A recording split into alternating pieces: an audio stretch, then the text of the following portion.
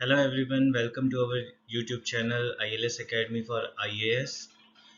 Constitution series में आज हम अगला लेक्चर लेकर आए हैं कॉन्स्टिट्यूशन के पार्ट 1 या भाग 1 से लेकर। ठीक है, भाग 1 हमारे संविधान का कहता है संघ और उसके राज्य क्षेत्र के बारे में बताता है। पिछले वीडियो में हमने जो पढ़ा था संविधान की उद्देशिका, उससे यदि आपको कोई भी डाउट है तो आप इस वीडियो के भी कमेंट बॉक्स में उसे लिखकर हमें भेज सकते हैं, हम उसके आंसर्स आपको देंगे। ठीक है, तो शुरू करते हैं आज का हमारा वीडियो, संविधान का भाग 1 संघ और उसका राज्य क्षेत्र। सबसे पहले हम अनुच्छेद 1 पढ़ेंगे। अनुच्छेद 1 कहता है भारत अर्थात इंडिया राज्यों का एक संघ होगा। ठीक है, कहने का मतलब हुआ भारत, जिसे हम इंडिया भी कहते हैं, राज्यों का एक संघ होगा। मीन्स संविधान में भारत को एक एकात्मक शासन व्यवस्था न मानते हुए क्या माना गया है, संघ लिखा हुआ है कि भारत एक संघ होगा। ठीक है, और ये संघ किससे बना होगा, राज्यों से मिलकर बना होगा। किंतु ध्यान रखें यहाँ पर भारत का जो संघ है वह अमेरिकी संघ से अलग है। किन मामलों में अलग है? यदि हम अमेरिका की बात करें तो अमेरिका में जो संघ बना है वो राज्यों के समझौते के बाद बना है। ठीक है, फिलाडेल्फिया में एक समझौता हुआ था, उसके बाद अमेरिका अस्तित्व में आया था, जबकि भारत पहले अस्तित्व में आया। 1947 की बात करें, वैसे तो भारत एक बहुत ही प्राचीन सभ्यता है, उतनी प्राचीन है जितनी मानव सभ्यता प्राचीन है, लगभग उतनी ही प्राचीन सभ्यता भारत की है। किंतु वर्तमान भारत जब अस्तित्व में आया 1947 में, तो पहले भारत अस्तित्व में आया, उसके बाद भारत के राज्य अस्तित्व में आए।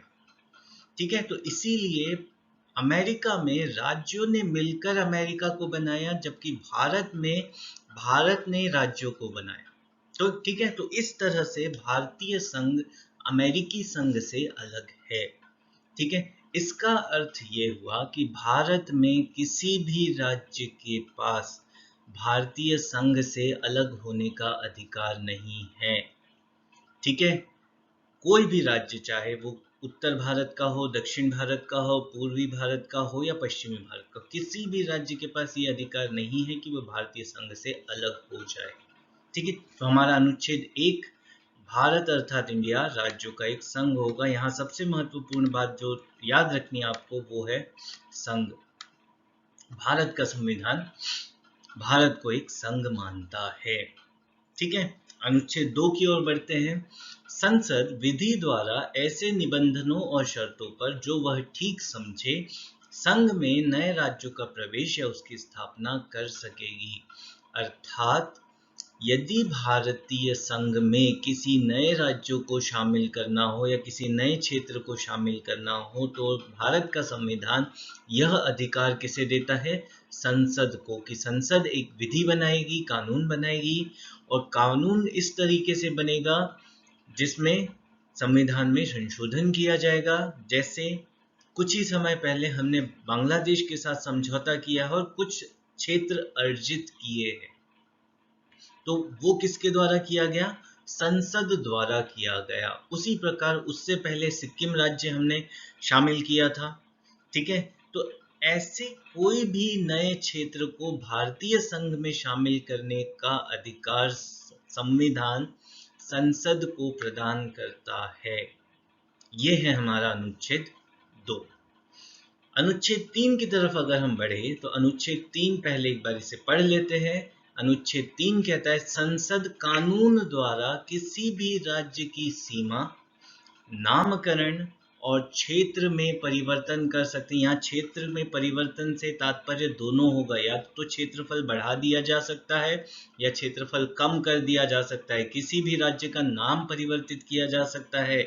जैसे बहुत समय से मांग उठ रही है कि पश्चिम बंगाल का नाम बदल के बंगाल कर दिया जाए या कुछ और रख दिया जाए। ठीक है, जैसे उत्तराखंड, ठीक है, पहले उत्तरांचल था, अब उत्तराखंड हो गया। ऐसे कई राज्य नाम बदलने की मांग कर रहे हैं, और राज्य का नाम भी यदि परिवर्तित करना हो तो वह अधिकार संसद के पास है। न सिर्फ नाम, न सिर्फ क्षेत्रफल, उसकी सीमा में भी परिवर्तन किया जा सकता है। ठीक है, तो ये अधिकार किसके पास है? संसद के पास। ठीक है, किंतु इसी अनुच्छेद में संसद को एक प्रक्रिया का पालन करना होगा। ऐसा नहीं होगा कि संसद अपनी मर्जी से कर लेगा, एक प्रक्रिया है, उस प्रक्रिया के अंतर्गत ही भारत के राज्यों का नाम, क्षेत्रफल या सीमा में परिवर्तन किया जा सकता है। ठीक है, तो वो प्रक्रिया क्या है ये हम समझ लेते हैं। अनुच्छेद 3 कहता है कि ऐसा कोई भी विधेयक जो किसी भी राज्य के नाम, क्षेत्रफल या सीमा में परिवर्तन करना चाहता है, उसे संसद में प्रस्तुत करने से पहले राष्ट्रपति की पूर्व अनुमति आवश्यक होगी। ठीक है, या राष्ट्रपति की सिफारिश पर ही वह विधेयक संसद में आएगा। मतलब मान लो, उदाहरण बता रहा हूं मैं, यदि महाराष्ट्र को 2 हिस्सों में बांटने का कोई विधेयक हो, ठीक है, तो क्या होगा? जब तक उस विधेयक पे राष्ट्रपति अपनी पूर्व मंजूरी न दे दे, वह विधेयक शुरू नहीं होगा। जैसे ही राष्ट्रपति के पास जाएगा वह विधेयक पूर्वानुमति के लिए, राष्ट्रपति अनुमति देने से पूर्व उस विधेयक को राज्य के विधानमंडल को भेज देगा। समझना इस पूरी प्रक्रिया को। राष्ट्रपति की पूर्व मंजूरी के बाद वह विधेयक संसद में नहीं आएगा सीधे, हमने सीधे ऐसे नहीं किया है। वह विधेयक संसद में सीधे नहीं आएगा, वह पहले जाएगा राज्य विधानमंडल के पास, और राज्य विधानमंडल को उस विधेयक पे अपनी राय, सुझाव या दृष्टिकोण देना होगा। और राज्य विधानमंडल को यह दृष्टिकोण या अपनी राय देने के लिए एक समय सीमा निर्धारित होगी। 7 दिन, 10 दिन, 15 दिन, 1 महीने, जो भी समय सीमा राष्ट्रपति निर्धारित करे। ठीक है, मतलब किसी भी राज्य के क्षेत्रफल में परिवर्तन करने के लिए विधेयक राष्ट्रपति की पूर्व अनुमति से आएगा।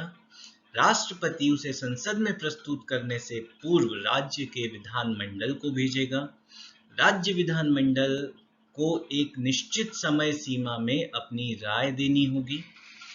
वह राय, राज्य के विधानमंडल द्वारा दी हुई राय, राज्य संसद के ऊपर बाध्यकारी नहीं होगी। समझिए इस चीज को, जो भी राय दे रही है राज्य की विधानमंडल, ठीक है, वह राज्य की विधानमंडल की राय संसद चाहे तो माने, संसद चाहे तो न माने।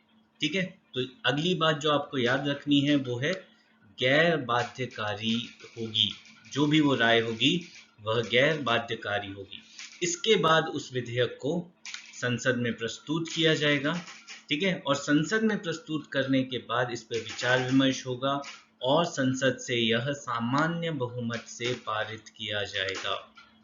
संसद से यह सामान्य बहुमत से पारित किया जाएगा। सामान्य बहुमत से पारित होने के बाद यह राष्ट्रपति के पास जाएगा और राष्ट्रपति की अनुमति या स्वीकृति के बाद नए राज्य का गठन हो जाएगा या नया राज्य बन जाएगा। ठीक है, तो इस पूरी प्रक्रिया में आपको याद रखने के लिए 4 से 5 बातें हैं जो आपको याद रखनी है हमेशा। पहली, कि ऐसे किसी भी विधेयक को राष्ट्रपति की पूर्व सिफारिश की आवश्यकता होती है। बिना राष्ट्रपति की पूर्व सिफारिश के वह विधेयक प्रस्तुत या शुरू ही नहीं होगा।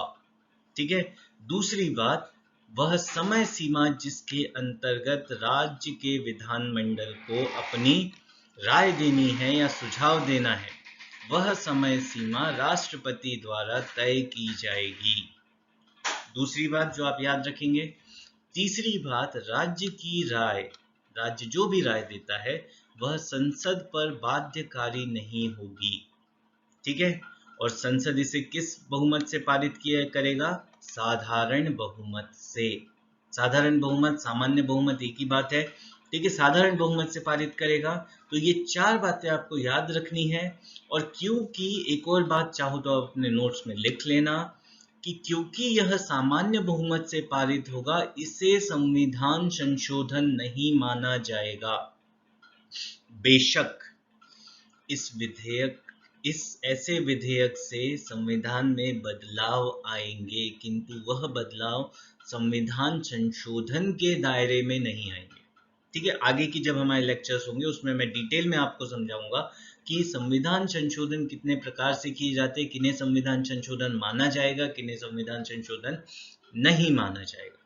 ठीक है, किंतु याद रखने वाली बात इसमें यह है कि संसद इसे सामान्य बहुमत से पारित करती है। और स्टूडेंट्स ये बात याद रखना, यदि आपकी प्रारंभिक परीक्षा में प्रश्न आता है इस भाग 1 से, तो इन्हीं 4 पॉइंट से पूछेगा कि पूर्व सिफारिश की आवश्यकता होती है या नहीं, तो जवाब है हमारा होती है।